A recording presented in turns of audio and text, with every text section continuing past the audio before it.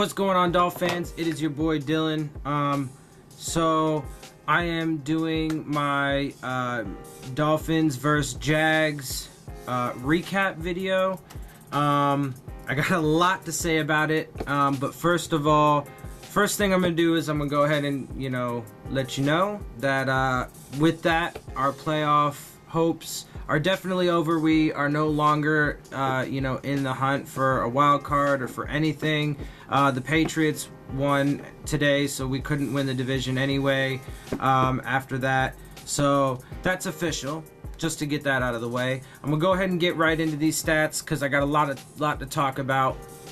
So obviously we lost. We are now 7-8. The best we can do is 8-8 after we come away with our win next week.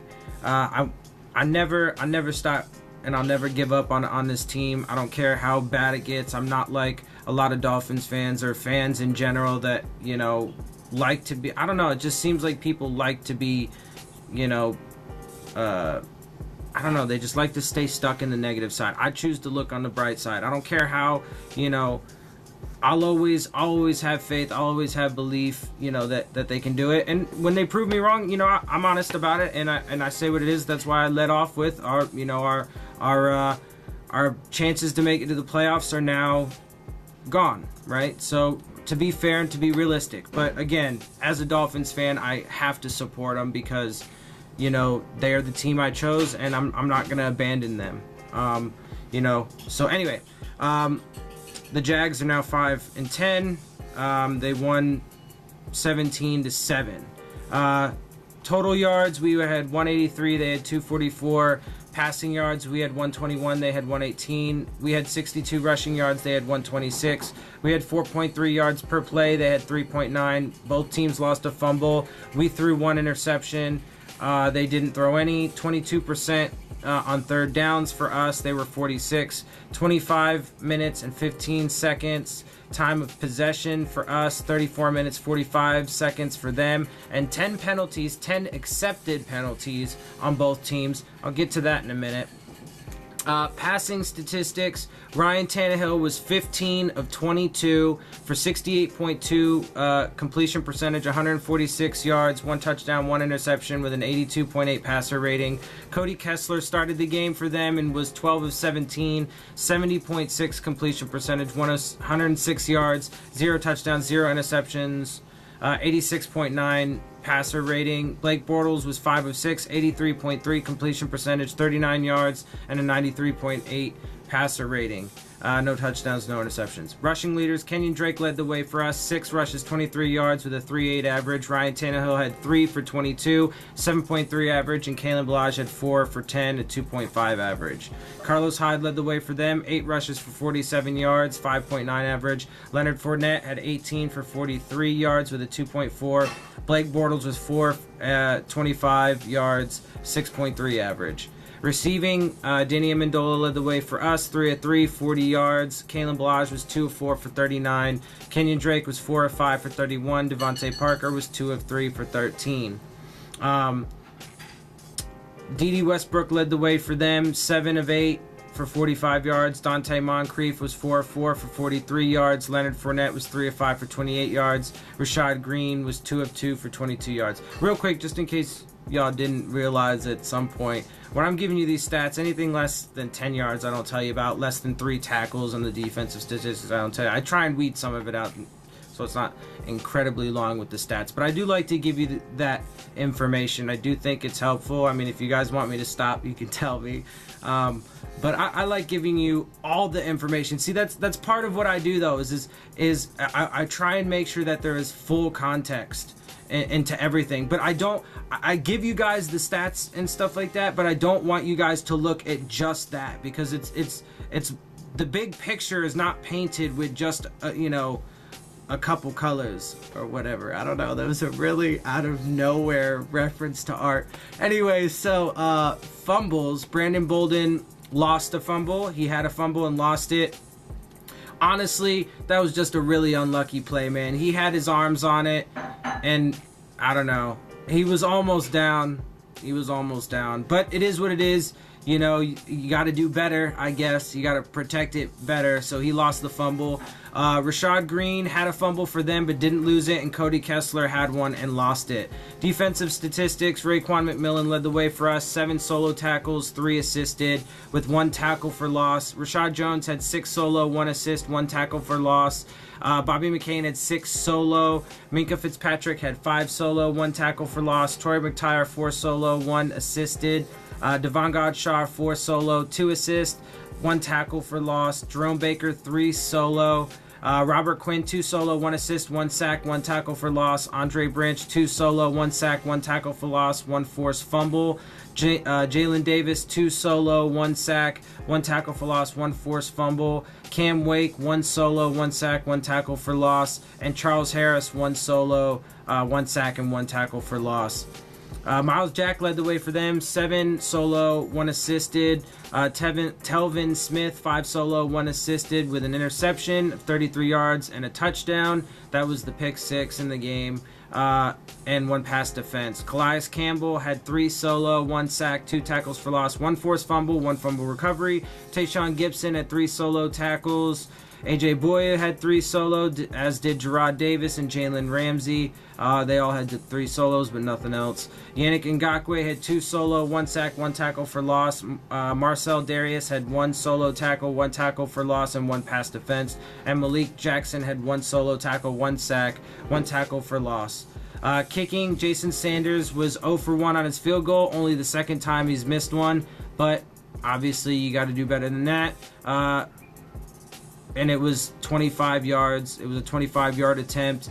He was good on his 1 extra point. Kai Forbath missed 1 of his 2 field goals with a long of 26. That was the one he made, I think. And then 2 for 2 on his extra points. Matt Hawk had 6 punts with a 46.3 average, 3 inside the 20 with a long of 54. Logan Cook had 5 punts, 37.6 average, 4 inside the 20 with a long of 45. Kickoff returns, Kenyon Drake had 3 with an 18.7 average along a 20. They didn't have any. Punt returns, Danny Amendola had 2 for 6 average with a long of 9. D.D. Westbrook had 4 for an 11.5 average and a long of 44. Real quick, so the 5 keys to winning the game. I'll run through this fast because I have a lot I want to talk about, and I'll try not to make this video too super long. Because obviously this press conference is at the end as well. Run the ball. We definitely didn't run the ball anywhere near as effectively as we should have, but obviously Frank Gore wasn't in this game, which does hurt because he was primarily our 1st and 2nd down. Make sure we always get a few yards and stay ahead of the sticks running back, and he was great for us, you know, in that role, and so that obviously hurt. Yes, obviously they gotta, you know, figure it out and be better, but I mean, our offensive line, the interior of the offensive line, again, has not been, you know, great the entire season because of injuries and stuff like that. Which, again, obviously injuries, you know, were a factor, was definitely a factor, right? I'm not saying it's the only thing, but neither are the statistics, right? They're both factors that played into the end result. So, you know, that was a factor. Frank Gore was out. Xavier Howard was out. TJ McDonald was out. Kiko Alonso didn't play all game. So, we were missing 3 of our best players on defense the whole while. And the defense actually stepped up and played pretty well, in my opinion, despite that. And also despite the terrible officiating, which I will get to in a minute. And then obviously Frank Gore was out, so that hurt our offense for sure. Protect Tannehill, you know, and get play action and stuff like that. Yeah, they obviously didn't do well enough. They let up a few sacks. You know, like I said, the interior was mostly, you know, is where the problem mostly comes. But, I mean, again, and I'll get to this in a second, but the officiating was a big, and the penalties were a big thing. So, but anyway, I'll get to that because the last thing is that. So, score points, limit points. We didn't score points, obviously. We only scored 7, so that's not going to help out anybody. Well, not us anyway. And technically, we let up 17 points. Although we let up 10 points, the defense let up 10 points, and there was obviously the defensive score. So the defense only let up 10 points, which is not bad. Not bad at all. Stop the run and get pressure. Stop the run. We did okay. Obviously not well enough. They had 100 and something, 126 yards, I think. 25 of which came after Blake Bortles came into the game, and he's obviously a better runner than Cody Kessler is. And, it was late in the game. We're already kind of worn down, and they weren't really ready for it. And, he caught him on a couple, and so he kind of padded that a little bit. So obviously not well enough, but overall not terrible. But still obviously not well enough. Get pressure, yeah, I think we got like 6 sacks or something. So that wasn't really an issue. And honestly, that's probably one of the better performances, clearly. Just by a single game, that's the best performance we had of the year. From the front four and, pass rush and stuff like that. Although Ziggy Hood ended up coming out. He got hurt in the game. Who else came out? Somebody else got hurt. And I can't think of it right now. And then had to come out. But anyway, so, obviously injuries have played a major role. It was one of the defining roles of our entire season, as I've said, basically the entire season since it started happening. Anyway, and then the other thing is the terrible officiating, which the last one is limit mistakes. There were some penalties, again, to be fair, because I'm very fair. There were some penalties on us that were legit. And during the game, I gave the refs credit for that. I was tweeting out a lot. I didn't tweet for every single penalty, but there were penalties that were legit that they called us on, legit ones on the Jags. But there shouldn't have been 20 accepted penalties in this game. And there were obviously more. There were ones that were not accepted. But there shouldn't be that fucking many. And it's because the officiating is just absolutely atrocious. If I wasn't such a, diehard Dolphins fan and such a fan of football, it would make me consider not watching. Seriously. It's absolutely terrible. But I'd rather, honestly, just get it fixed. And again, I've said this time and time again. All it is the money. So real quick, let me give you some examples to back it up. So there was a roughing the passer penalty very early in the game on Robert Quinn. Absolute bullshit. He barely even, rolled up on him, in the replay. He kind of rolled up on his legs, but barely. It wasn't vicious. It wasn't brutal. He wasn't even hurt afterwards. He wasn't limping. Wasn't, nothing. It was just a natural, natural momentum. There was nothing Robert Quinn could have done. He's just coming around the corner to go for the sack. If he would have got the sack, it would have been, well, no, I'm sorry. Because the NFL is so pussy now, they might have called it anyway and then negated the sack. But it there was nothing he could have done. And it was just, it's just football. It's just football. Stuff like that is just football, right? Anyway, later on, there was a push-off or pass interference penalty on us, on Bryce Butler, where they said he pushed off. The defensive back, he didn't grab him. It wasn't a hold, so I'm not going to say there should have been a defensive penalty, but he put, his hand on, it was a little hand fighting, right? So he put his hand, on Bryce Butler's shoulder and kind of, he was doing his thing as a defensive back, and I don't fault him for that. Like I said, there shouldn't have been a defensive penalty, but Bryce Butler, pushes his arm off him because he's the receiver trying to do his job and they call him for it. That shit is super weak, man. They need to let them fucking play. Later on, to be fair, there was a face mask penalty on the Jaguars that was complete shit. It was super weak. Was it face mask? There was a I think it was a face mask penalty, but it was super weak. Anyway, I tweeted about it. I don't remember exactly what it was. So if you follow me, you would have seen it. But it was terrible. Later on, there was, and here's one that I want to point out. to back up the fact that the NFL doesn't give a shit about safety, really. It's just about maximizing profits. Is there was a penalty, there was offsetting penalties at one point in the game, and the penalty on, or I'm sorry, there was a penalty on us, and I thought it looked like it might be, initially in my head when I saw it, I thought there was going to be a horse collar tackle, or whatever, something like that. Maybe you could have called it roughing the passer or whatever. I don't know. Point is, the defender yanked Tannehill by his collar to the ground, right? So I thought it was going to be that. It ended up being, I think, a hold on us, if I remember correctly. But even the announcers explained, and even the ref explained, that it's not a horse collar tackle because the quarterback is in the pocket. That doesn't make any fucking sense. The horse collar tackle is so you don't fucking injure a guy. If they really give a shit about player safety and the quarterback safety, they wouldn't allow that. They wouldn't allow you to rip a quarterback down from behind by the fucking collar of their fucking pads.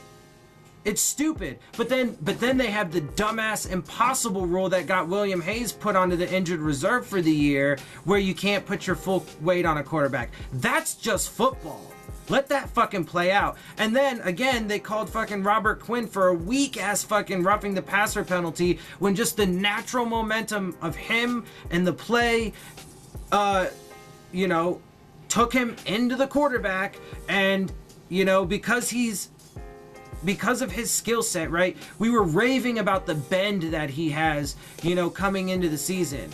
And by the way, a lot of people want to get rid of Robert Quinn. I don't think so at all. He's been coming on since the fucking bye, and I think he's going to be... Andre Branch, yes, if you want to talk about that, I think we should upgrade from him, especially because he's a pretty major cap hit, and I think having him and Robert Quinn, I think...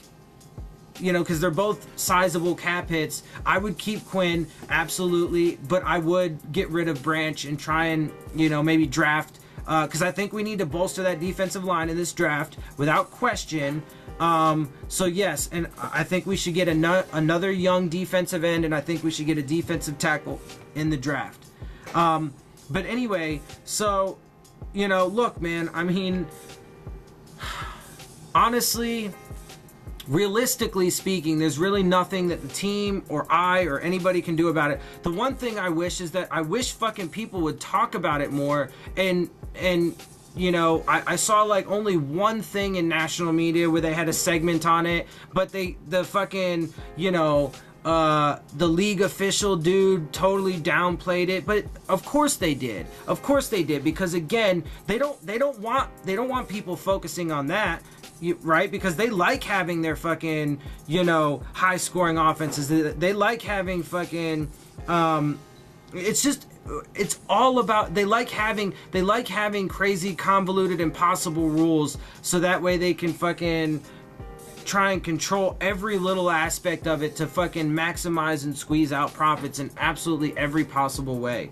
But and that greed and corruption within that corporate establishment is obviously much like what is going on in our country as a whole. But I mean, and similarly, I really feel, and I hope this is the case, but I hope it does end up backfiring on the corporate establishments, because I hope people do start talking about it more and get pissed about it, because for me, it's destroying the game. Like the penalty.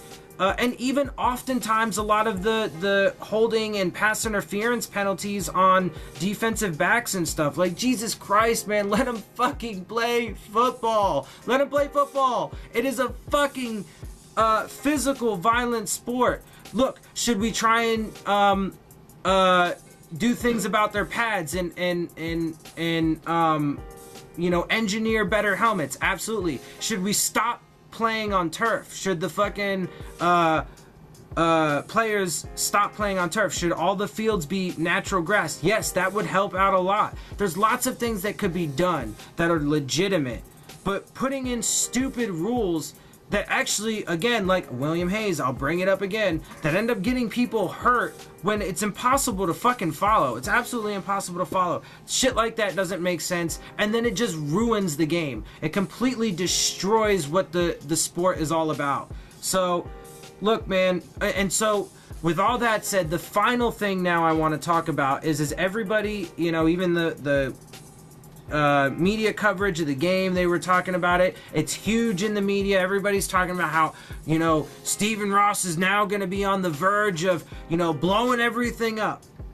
And I know the other, you know, Dolphins podcasters, I know Dudley Durong talks about it, about firing people. I know, you know, and everybody's different on who they think should be fired and whatever.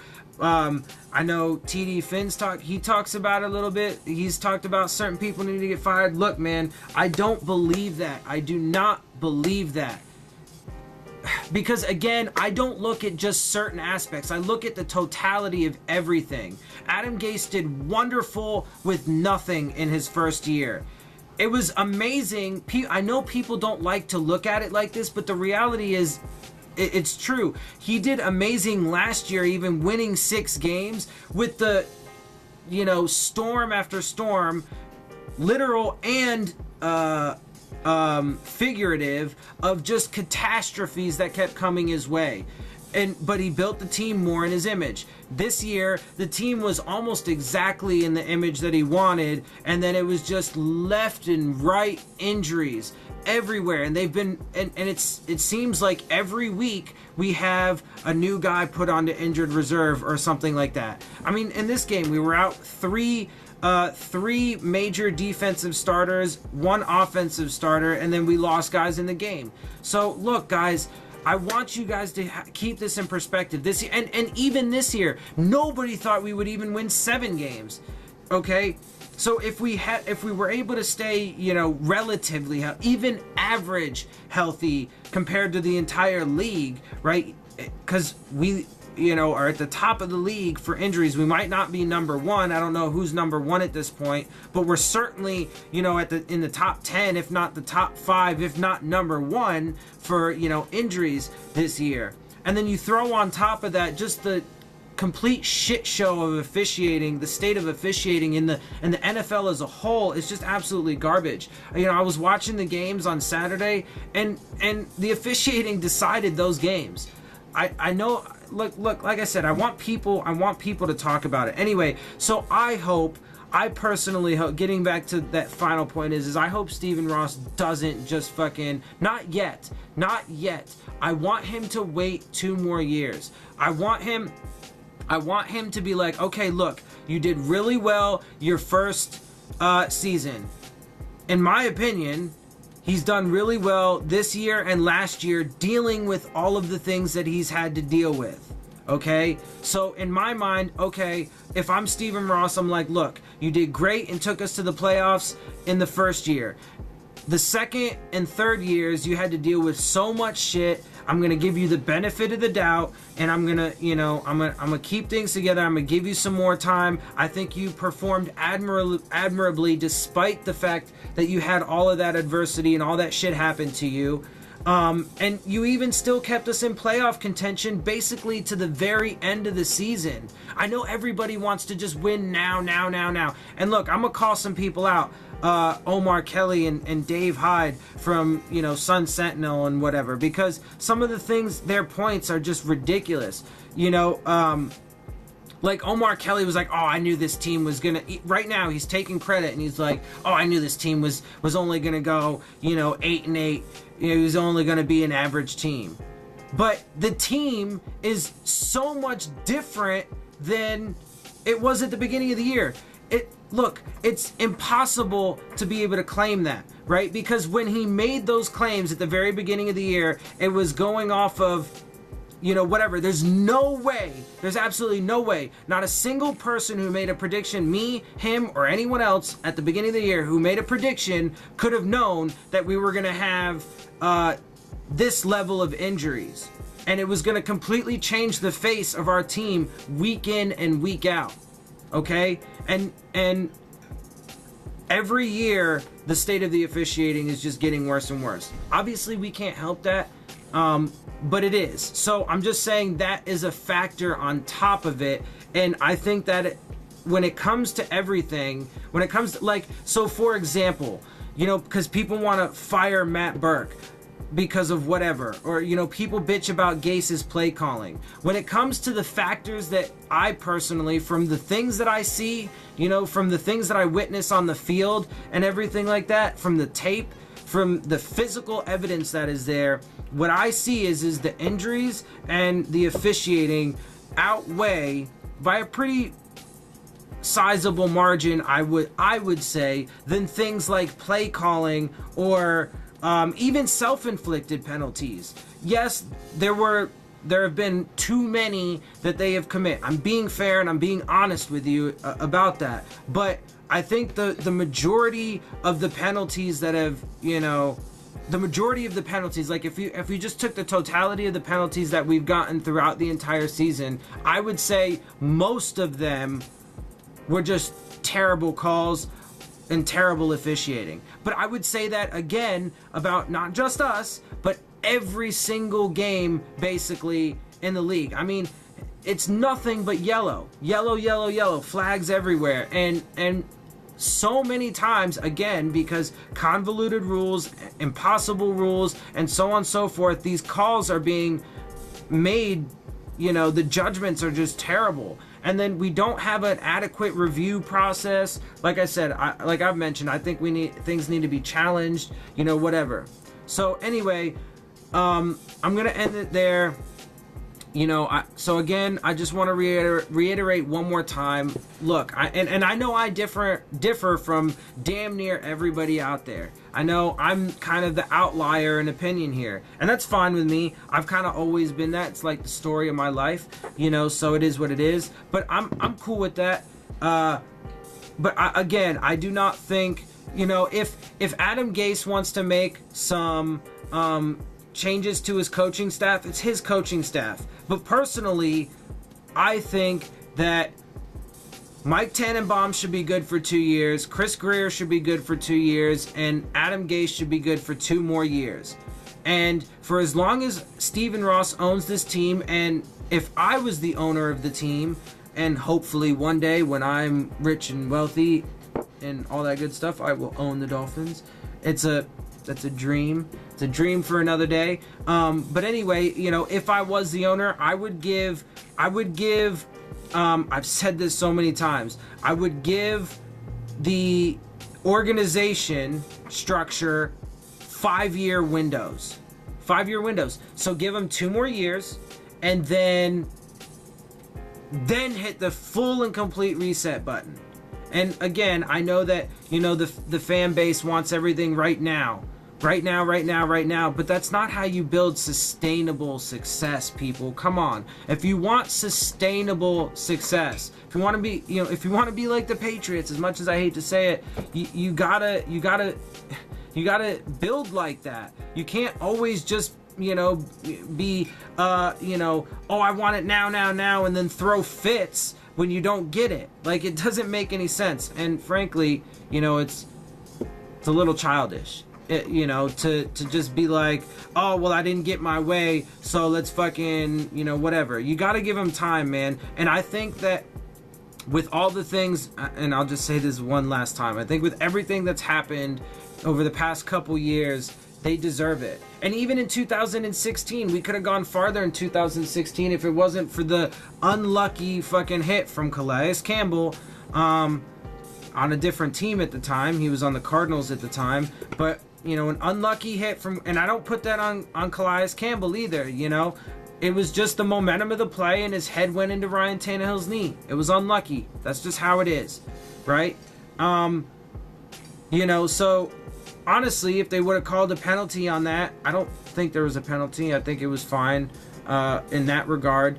I would have been like, dude, that's cheap. Oh, real quick, I do want to, because I also noted there was a tackle on Kenyon Drake in this game by Marcel Darius at one point, where the exact same tackle that he did on Kenyon Drake, because his helmet was kind of in this area, so there was like semi-helmet to helmet contact or whatever. Kiko Alonso had gotten called on a lowering the helmet penalty for that exact same kind of tackle. If you put them up side by side, it would look exactly the same. But he didn't get called for it. Now, frankly, if I'm being honest, I don't think they should. Because again, that's just football, right? So I'm not saying Marcel Darius should have been called for that. Kiko Alonso shouldn't have been called for that. Anyway, that's the last thing I'm going to say about it. So I'm going to go ahead and send you guys off to these post-game press conferences. I hope you guys enjoy those. I hope you guys enjoy my show. Like I said, I know I'm a different perspective. So I hope you guys like that. I know that oftentimes people don't agree with me on a lot of these things, and I don't agree with a lot of people's perspectives. Like I said, with the whole fire everybody now and whatever thing, I think that's too much chaos and turmoil. When we're on the brink, man. We really are. We're on the brink. You need time. You need if a farmer, I know this, I keep coming up with these crazy analogies, but if a farmer, planted his crops, right? Or his plants, whatever it is, and they didn't sprout exactly on the day that he thought they should or expected them to. If he went out and dug up the fucking plants, all his crops, and started over, I mean, what good do you think that's gonna do? You gotta at least give it a shot, man. You gotta let it run its course. Anyway, and then like I said, 2 more years, 5-year windows. Anyway, so with that, guys, I hope you do enjoy the different perspective and so on and so forth, and hopefully the more upbeat and positive perspective, because again, at the end of the day, I want to keep you and Dolphins fans and everybody on the side of positivity, and let's back the team, let's fight for the team, and let's try and where we can fix the problems that are going on, like with the league. So talk about it and put pressure on the league to stop being so greedy and actually give a shit.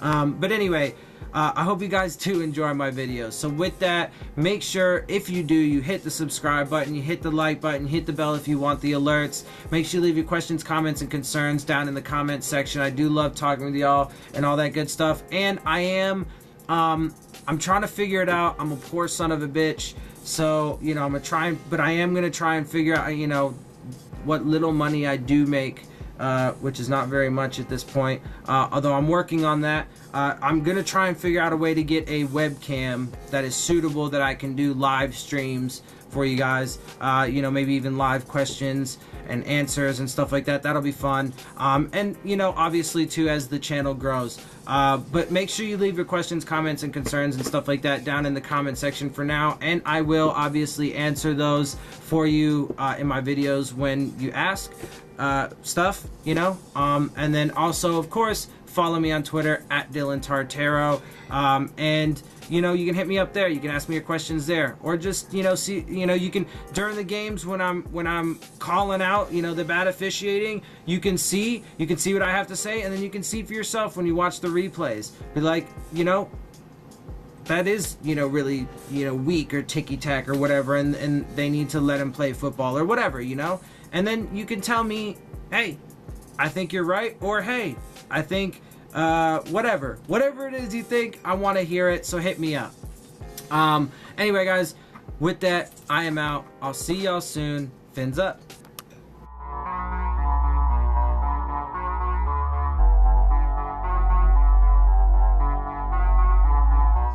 It's not like the players can go to playoffs and the coach stay, or vice versa. It's either all or nothing. So we work together cohesively as a unit, and we share failures, we share successes. So it's on everybody. It's the NFL. Every year it changes. So there will be changes this year, just like the year we went to playoffs. Just like I'm sure the 72 Dolphins had some changes. It's just the nature of the beast. So the team will never be the same. That's year in and year out.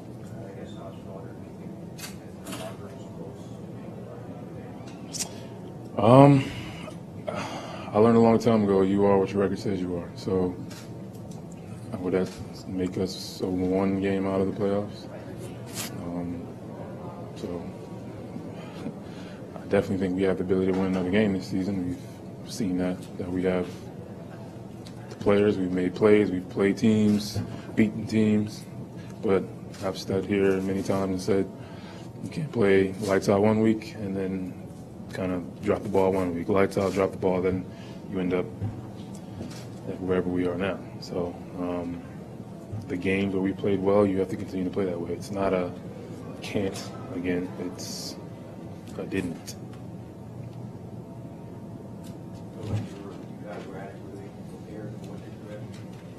Sure.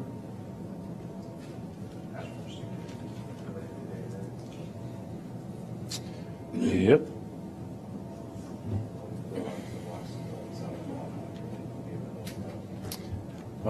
I don't really look at it that way. We've been put on the field, and our job is to get off the field, get the ball back to them. There are plays to be had that we didn't make. We were on the field in the game. We could have given the ball back to them for another shot. So it's, as a defender, put the ball down wherever you put it down. Our job is to get the ball back, no points on the board. And that's the only way you can look at it. It's, again, it's not offense, defense, not coaches, players. It's the Miami Dolphins.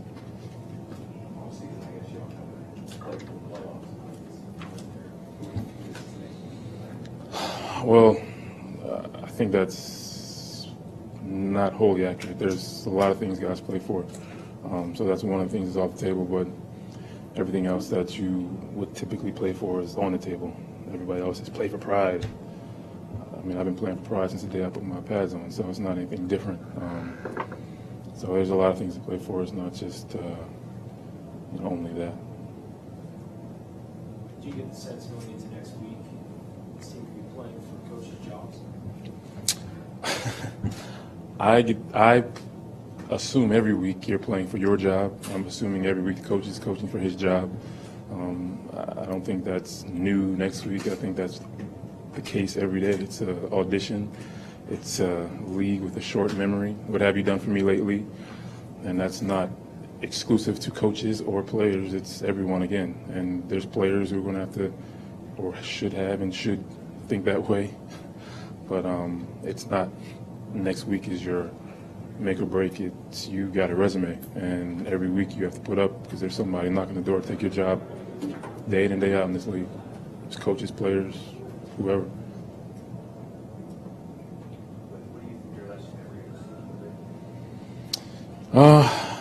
That's probably a question for March.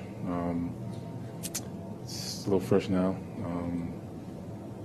Obviously, it's been a lot. It's been a lot going on this season. A lot of ups and downs. But again, just outside looking in it's not really a good place to be.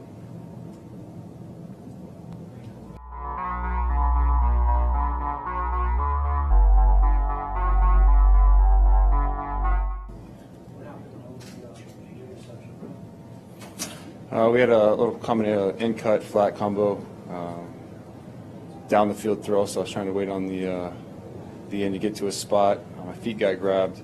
Should have just thrown the ball away over the back's head. Tried to make a play. Dude wrapped around my feet, but just got to be smart there and throw the ball away over the back's head. Ryan, were there times you felt like you could have got the ball out a little quicker, or they were on you pretty quick, pressure-wise? Yeah, I think they did a good job just getting pressure on us. Obviously, I have to go back and look at the tape and see exactly what happened. But yeah, a lot of the things that we were trying to get were a little bit further down the field, and we weren't able to get the ball out.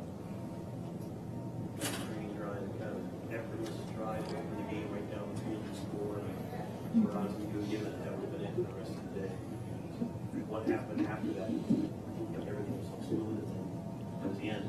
Yeah, I can't put my finger on it right now. I was going to have to take a look at the tape, but yeah, we executed well. We had some good runs, some good passes on that drive, and we were able to just move the ball right down the field, converted a third down with a big play to Danny, and just moved it down the field. And then I don't think our execution was good enough the rest of the day. I think we had too many mistakes. Or just not fully executing the play all the way around. Ryan, that seems to be a consistent theme with this offense, struggling to strap together extra first downs to move the chain. What's been the inconsistencies with you guys offensively this year that's been the biggest issue? I think they've been all over the place. I think every position has its faults. Start with me, and just go right down the line. You know, I think. But when you have that, it all stacks up, and you're not moving the ball. So we have to be cleaner. Every position starting with me, and that'll give us our best chance, obviously, to put the ball in the end zone. That's good.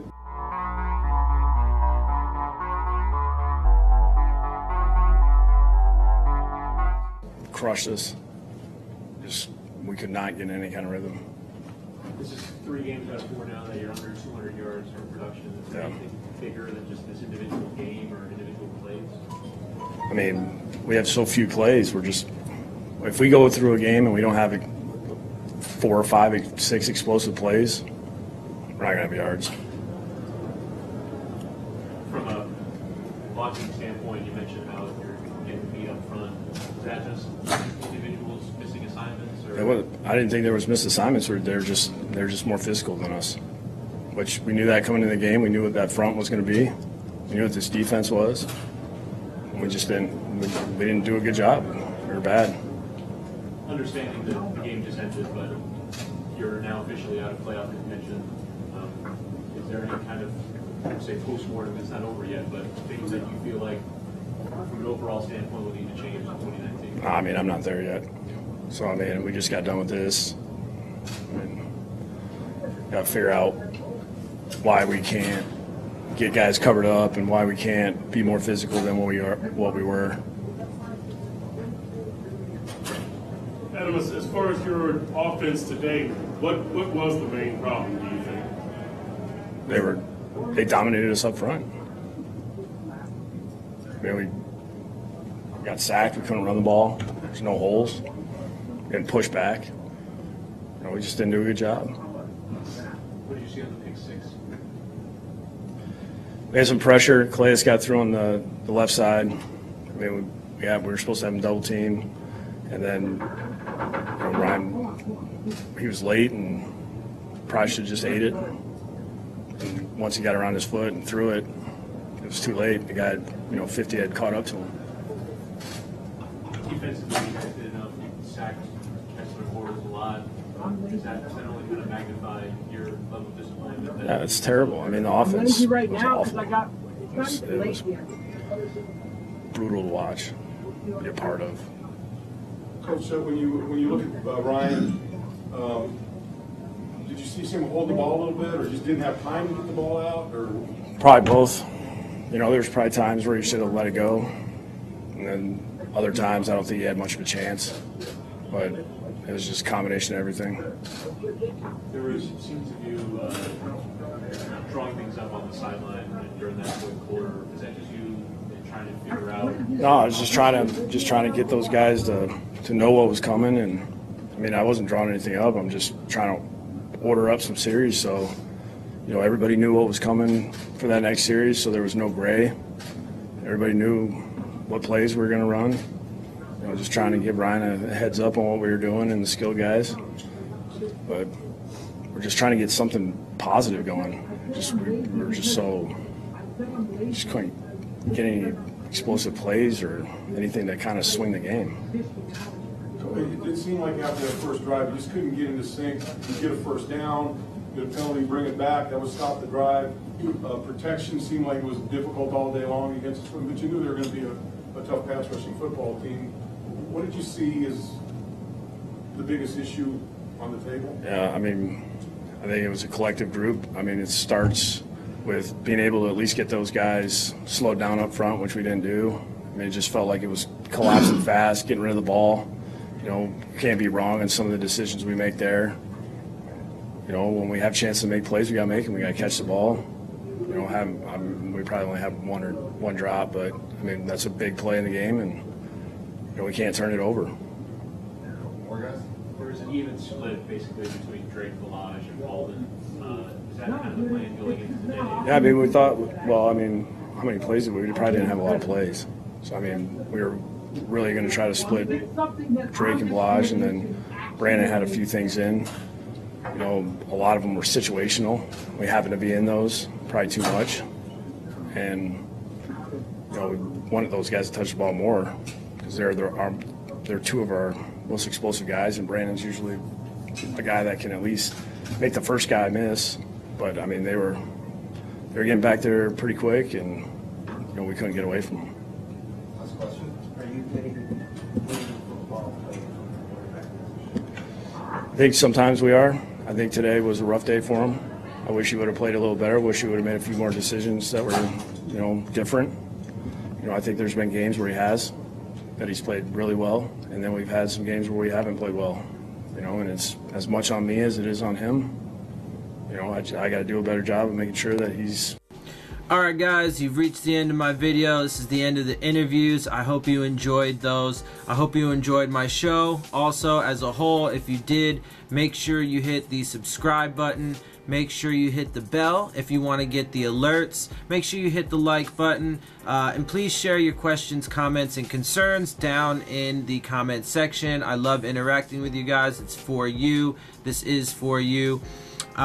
You know, and also follow me on Twitter at Dillon Tartaro. It's on the end screen. My Twitter handle is on the end screen if you need to know it.